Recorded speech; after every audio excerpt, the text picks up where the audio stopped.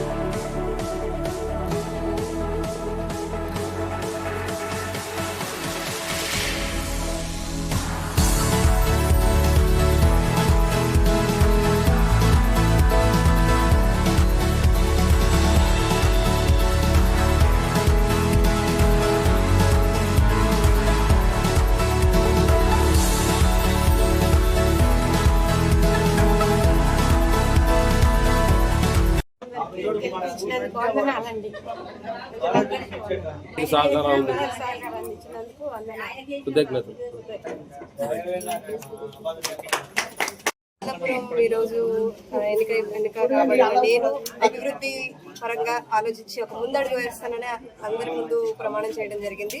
అలాగే నేను ఇక్క మొదలుకొని అన్ని అభివృద్ధి చేయడానికి తీసుకోబోతున్నానని చెప్పేసి చెప్తున్నాను. అందరినీ వార్డు మెంబర్లని సర్పంచ్ని గెలిపించినందుకు అందరికీ ధన్యవాదాలు తెలియజేస్తున్నా. సర్పంచ్గా అవిరెండ్ల వజ్రమ్మ గారు ఎన్నికైనారు. ఈ నూతన పాలక వర్గం అనేది బాలపురం గ్రామ ప్రజలు గెలిపించినారు కాబట్టి వీళ్ళందరికీ బాలపురాన్ని దినదినంగా అభివృద్ధి చెందిస్తూ మేమందరం సహకరిస్తాం అనేసి కోరుకుంటున్నాం. బాలపురం గ్రామ పంచాయతీ నూతనంగా ఎన్నికైన పాలకవర్గంతో ప్రమాణ స్వీకారం చేయించబడింది. ఈ రోజు నుండి ఒక 2 సంవత్సరాలు అయ్యి ఉంటుంది మేము పరిపాలన చేసి. ఇప్పుడు వచ్చిన సర్పంచ్లకి మా బాధ్యతలను మొత్తం వాళ్ళకి అప్పగిస్తున్నాము.